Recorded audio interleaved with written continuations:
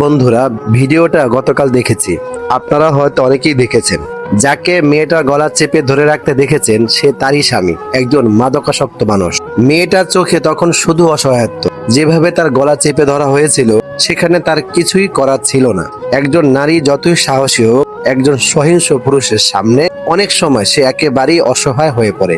মানুষ বলে বিয়ের পর নতুন জীবন শুরু হয়, কিন্তু স্বামী স্ত্রীর কেউ যদি ভালো মানুষ না হয়, তাহলে অপরজনের জীবন অনেক সময় অভিশাপে পরিণত হয়। একটা মেয়ের হাসি, স্বপ্ন, শান্তি সবকিছুই তার স্বামীর আচরণের সঙ্গে গভীরভাবে জড়িয়ে থাকে। যে মানুষটা তার সবচেয়ে নিরাপদ আশ্রয় হওয়ার কথা, সেই যদি ভয়, নির্যাতন আর অশান্তির কারণ হয়ে দাঁড়ায়, তাহলে মেয়েটা হয়তো বেঁচে থাকে ঠিকই, কিন্তু তার জীবনের রংগুলো একে একে ফিকে হয়ে যায়। সত্যি বলতে, স্বামী ভালো না হলে অনেক মেয়ের জীবন আর জীবন থাকে না। প্রতিটি দিন শুধু নিঃশব্দে সহ্য করে, আর প্রতিটি রাত বোবা কান্নায় পরিণত হয়ে যায়। এই মানুষগুলো স্বপ্ন নিয়ে বেঁচে থাকে না, এরা প্রতিনিয়ত মৃত্যুর অপেক্ষা করে। মৃত্যু এদের একমাত্র স্বপ্ন।